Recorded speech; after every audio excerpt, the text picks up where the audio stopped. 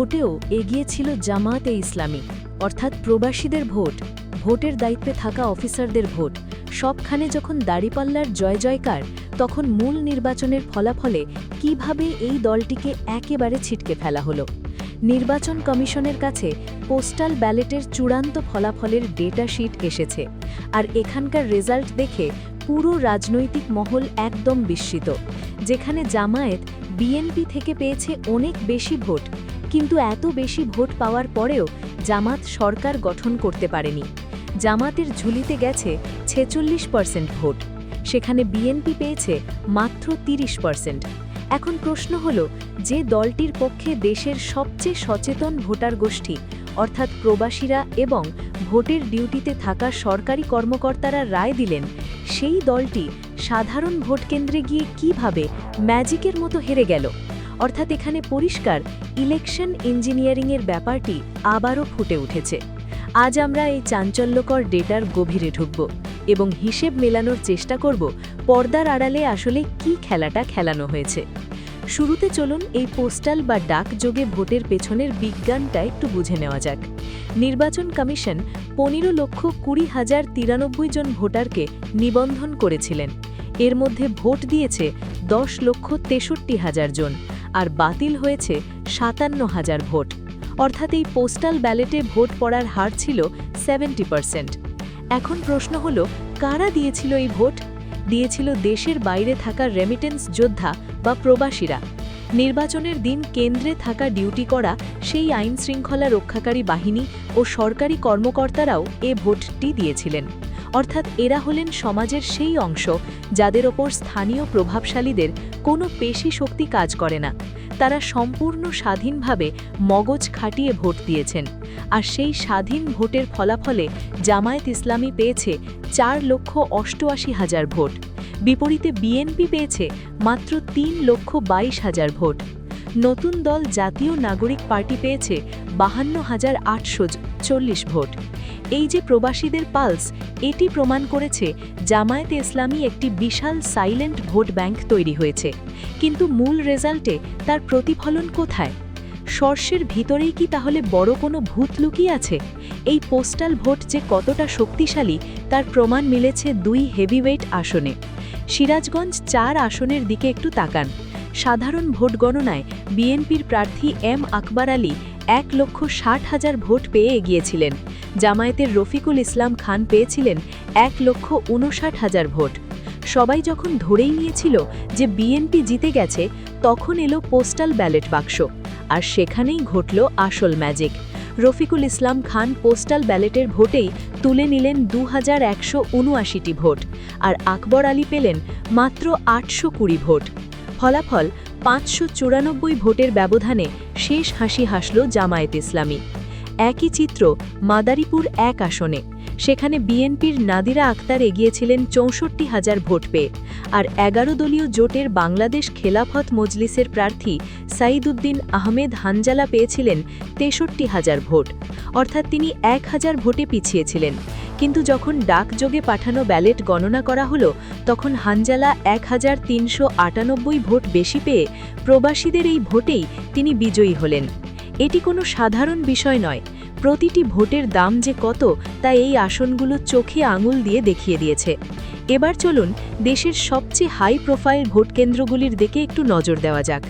ঢাকা 17 আসন, যাকে বলা হয় এলিটদের কেন্দ্র, সেখানে বিএনপির খোদ চেয়ারম্যান তারেক রহমান নির্বাচন করেছেন। আপনারা শুনলে চমকে উঠবেন, এই ভিআইপি আসন নিয়ে তারেক রহমান পোস্টাল ভোট পেয়েছেন মাত্র 1,256টি। তার প্রতিদ্বন্দ্বী জামায়াত ইসলামের প্রার্থী পেয়েছেন 2,328টি, অর্থাৎ প্রায় ডাবলের বেশি। দেশের সবচেয়ে বড় দলের প্রধান একজন সাবেক প্রধানমন্ত্রীর ছেলে, তিনি কিনা ডাকযোগের ভোটে জামাতের একজন সাধারণ প্রার্থীর কাছে দ্বিগুণ ব্যবধানে হেরে গেছেন। এটি একটি বিশাল পরিসংখ্যানগত অস্বাভাবিকতা। অবশ্য বগুড়া 6 আসনে তারেক রহমান 1,545 ভোট পেয়ে জামাতের মোহাম্মদ আবিদুর রহমানের চেয়ে কিছুটা এগিয়েছিলেন। কিন্তু ঢাকার মতো জায়গায় এই ফলাফল অভাবনীয়। ঢাকা 15 আসনে জামায়াতের আমির ড শফিকুর রহমান 2,790 ভোট পেয়ে বিএনপির মোহাম্মদ মিল্টন খানকে বড় ব্যবধানে পেছনে ফেলেছেন। তরুণ প্রজন্মের নতুন দলগুলো, কিন্তু পোস্টাল ব্যালটে চমক দেখিয়েছে ঢাকা 11 আসনে জাতীয় নাগরিক পার্টির আহ্বায়ক নাহিদ ইসলাম। পোস্টাল ভোট পেয়েছেন 1834টি, যেখানে বিএনপির এম.এ. কাইয়ুম পেয়েছেন মাত্র 864টি ভোট। আর কুমিল্লা 4 আসনের ফল তো আক্ষরিক অর্থেই চোখ কপালে তোলার মতো। 11 দলীয় জোটের শরিক এনসিপি প্রার্থী হাসনাত আবদুল্লাহ একাই টেনেছেন 6056 পোস্টাল ভোট, তার প্রতিদ্বন্দ্বী পেয়েছেন মাত্র 241 ভোট। ফেনী 3 আসনের দিকে তাকালেও আমরা সেই একই চিত্র দেখতে পাই। এই আসনে সর্বোচ্চ 16,038 জন পোস্টাল ভোটের নিবন্ধন করেছিলেন। সেখানে বিএনপির হেভিওয়েট প্রার্থী আব্দুল আউয়াল মিন্টু পেয়েছেন মাত্র 3196 ভোট, আর জামাতের মোহাম্মদ ফখরুদ্দিন পেয়েছেন দ্বিগুণেরও বেশি, অর্থাৎ 7339টি ভোট। ঢাকার রাজপথে ইশরাক হোসেন বা বিএনপির তরুণ নেতারা যখন মাঠ কাঁপাচ্ছেন, তখন পোস্টাল ভোটের এই নীরব বিপ্লবে কিন্তু জামাত এবং নতুন জোট বাজিমাত করে দিয়েছে।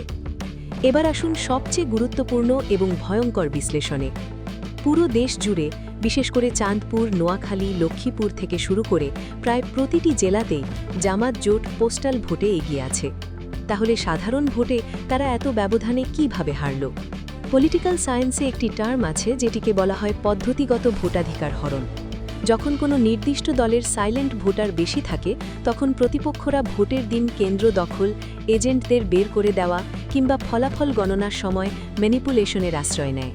প্রবাসীরা বা সরকারি কর্মচারীরা তো আর শরীরে ভোট কেন্দ্রে ছিলেন না, তাই তাদের ভোটটা সুরক্ষিত ছিল। কিন্তু সাধারণ মানুষ যখন ভোট কেন্দ্রে গেছে, তখন কি আসলেই তারা নিজেদের স্বাধীন রায় দিতে পেরেছে?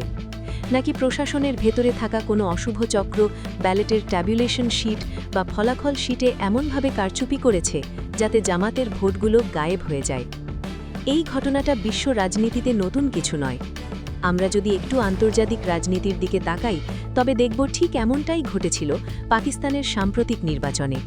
ইমরান খানের পিটিআই যখন পোস্টাল এবং শুরুর দিককার গণনায় বিপুল ব্যবধানে এগিয়ে যাচ্ছিল, ঠিক হঠাৎ করেই রাতের অন্ধকারে সিস্টেমটা অন করে দেওয়া হয়।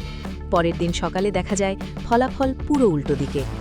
আন্তর্জাতিক মিডিয়ায় বলা হয় নেন্দের টিপ বা জনাদেশ চুরি। দর্শক, অঙ্কের হিসেব কখনো মিথ্যা বলে না। যেখানে কোনো ভয় নেই, যেখানে কোনো পেশি শক্তি নেই, সেখানে মানুষ যাকে বেছে নেবে কেন্দ্রগুলোর ব্যালট বাক্সে, সেই মানুষেরাই কেন হেরেছে। তবে এই 15 লক্ষ পোস্টাল ব্যালট আসলে আমাদের পুরো নির্বাচনী ব্যবস্থার দিকে একটি বিশাল আয়না ধরেছে। সেই আয়নায় যে প্রতিচ্ছবি ফুটে উঠেছে তা আমাদের গণতন্ত্রের জন্য মোটেও সুখকর নয়। এখন আপনাদের কাছে একটি প্রশ্ন, এই যে পোস্টাল ভোটে জামাত এত বিশাল ব্যবধানে এগিয়ে থাকলো, একে কি আপনি পুরো দেশের আসল সেন্টিমেন্ট বা প্রকৃত ম্যান্ডেট বলে মনে করেন? আপনার কি মনে হয় সাধারণ ভোটকেন্দ্রগুলোতে সত্যিই কি কোনো পাহাড় সম ইলেকশন ইঞ্জিনিয়ারিং বা কারচুপি হয়েছে? তো বন্ধুরা, আজকের ভিডিও এখানেই শেষ। ভিডিওটা ভালো লাগলে অবশ্যই লাইক দিন। খবর রূপান্তর ট্রেন্ডস চ্যানেলটি সাবস্ক্রাইব করুন, আর নিচে কমেন্ট করে জানাবেন আপনার মতামত। আবার দেখা হবে পরের ভিডিওতে। আল্লাহ হাফেজ।